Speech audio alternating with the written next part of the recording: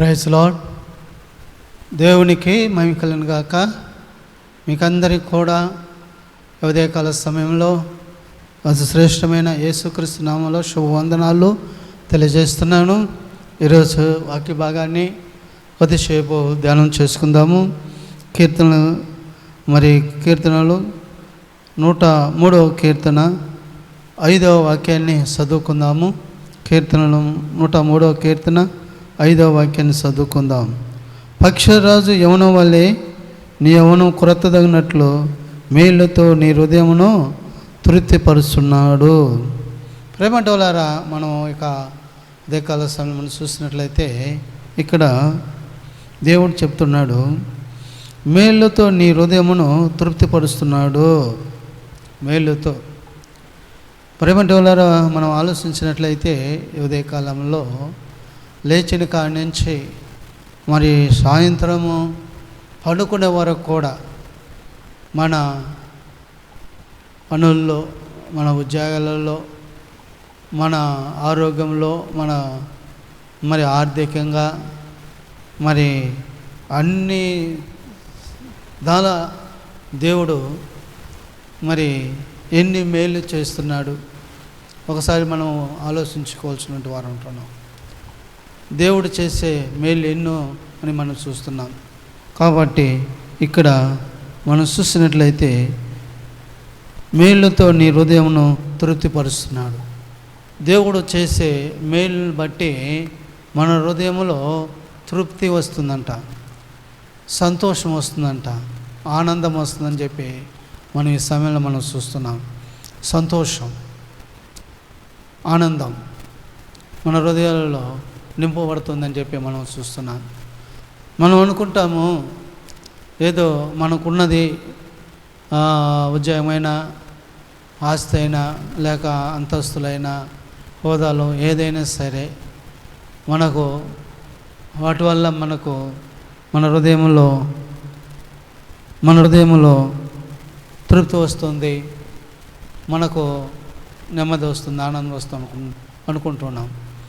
ప్రేమటోలరా, ఇవన్నీ మనకు ఉన్నప్పుడు కూడా సరే మన హృదయంలో తృప్తి అనేది ఎప్పుడు వస్తుందంటే ఆయన మనలో ఉన్నప్పుడు, మనం ఆయనలో ఉన్నప్పుడు, మనం కలిసి ఆయనలో జీవించినప్పుడు, అప్పుడు మేలుతో నీ హృదయమును తృప్తిపరుస్తున్నాడు. కాబట్టి మనం ఎప్పుడైతే యేసులో ఉంటామో, యేసు మనలో ఉంటాడో, అప్పుడు మనలో తృప్తి అనేది మనలో ఉంటుంది. తృప్తి అనేది ఉంటుంది. మరి ఎన్ని ఉన్నా తృప్తి అనేది మన జీవితాల్లో ఉండవు. మరి బైబిల్లో మనం ఆలోచించినట్లయితే మరి ఆహాబ్ అనే రాజు ఉన్నాడు, ఇశ్రాయేల్ రాజు. అయితే మరి అతడు తన యొక్క పక్కనే ఉన్నంటే మరి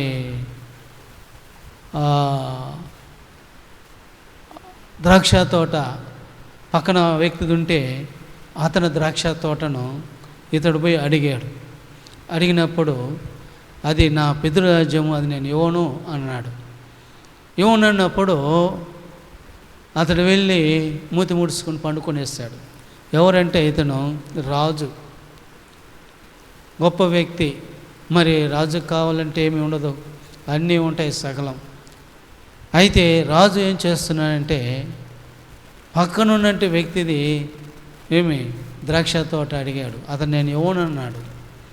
ఇవ్వనంటే ఇతను ఏం చేస్తాడంటే కోపగించుకొని పోయి ముడుచుకొని పండుకుంటే అతని భార్య అంటే యెజబెల్ వచ్చి మరి ఇలాగ ఉన్నావు, ఇందా పండుకున్నావు, ఏమైంది నీకు అని అడిగినప్పుడు మరి పలాని వ్యక్తి దగ్గర నేను ద్రాక్ష తోట అడిగాను, అతను ఈయనన్నాడు. మరి అన్నప్పుడు ఓ ద్రాక్ష తోటేనా, నేను అది నీకు ఇప్పిస్తాను అని చెప్పేసి మరి అతని దగ్గర మనుషులు పంపించి అతని మీద రాజును దూషించాడని చెప్పేసి అతన్ని రాళ్లతో కొట్టి చంపించి మరి అతని ద్రాక్ష తోట ఈ ఆహాబు రాజు స్వాధీనం చేసుకున్నాడు. ప్రేమలు ఎందుకు చెప్తున్నాయంటే ఈ మాట ఒకసారి ఆలోచించండి. రాజుకు కావాల్సినది ఎన్నో ఉన్నాయి, తృప్తిగా జీవించవచ్చు, తృప్తిగా బ్రతకొచ్చు అహాబు రాజు. కానీ అతనికి హృదయంలో తృప్తి లేదు, ఆనందం లేదు, సంతోషం లేదు. పక్కవాడిది కావాలా, ఎదుటి వాళ్ళది కావాలా, ఇంకొకరిది కావాలా, ఇలాంటి వాళ్ళది అలాంటి వాళ్ళది కావాలా అని చెప్పి మనకున్న దాంతో తృప్తి చెందం, దాంతో మనము జీవించలేం. కానీ ఇంకొకటి కావాలని చెప్పి కోరుకుంటూ వాటిని కావాలని మనం పరిగెత్తు ఉంటాం. అవి సంపాదించుకున్నా కూడా అది ఉన్నా కూడా తృప్తి ఉండదు, మనిషి హృదయాల్లో తృప్తి ఉండదు. అయితే దేవుడు అంటున్నాడు, మేలుతో నీ హృదయమును తృప్తిపరుస్తున్నాడు. మేలుతో, దేవుడిచ్చే మేలుతో, దేవుడు చేసే సహాయం వల్ల, దేవుడిచ్చే కృప వలన మనకు మేళ్ళు వస్తాయి. ఆ మేలుతో మనము తృప్తిగా ఉండగలుగుతామని చెప్పి మనము జ్ఞాపకం చేసుకుంటున్నాం.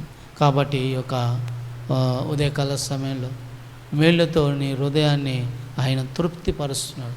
ఇచ్చిన దాన్ని బట్టి దేవునికి మనము కృతజ్ఞతలు చెల్లిస్తూ ప్రతి క్షణం ప్రతి దినము దేవుణ్ణి మహింపరుస్తూ, ప్రభువా నాకు దేవా ఇది ఇచ్చావు, దీన్ని బట్టి నీకు కృతజ్ఞతలు చెల్లిస్తున్నాను, నీకు వందనాలు చెల్లిస్తానని చెప్పి దాన్ని బట్టి మనం దేవుడిని స్తుతిస్తూ దేవుడిని మహింపరుస్తూ ఆయన ఇచ్చిన ఈవుల్ని బట్టి తృప్తి చెందుతూ మనం జీవించినప్పుడు దేవుడు మన హృదయంలో మనకు అనేకమైన మేలుతో మన హృదయాన్ని నిలుస్తాడో తృప్తిపరిచేవాడుగా ఉంటాడని చెప్పి మనము జ్ఞాపకం చేసుకుంటున్నాం.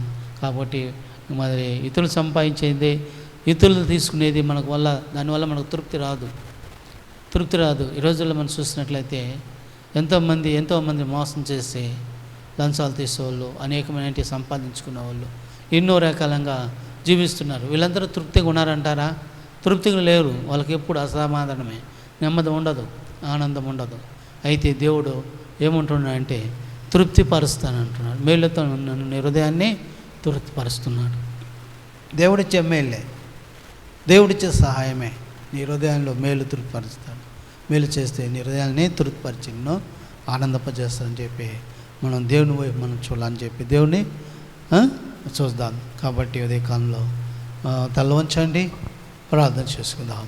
జయవాధిపతి నీకు స్తోత్రంలో యేసయ్యా, మరి సమయంలో మీరు అనుగ్రహించినట్టు ఈ వాక్యం కొరకు మేము స్తుతిస్తున్నాం.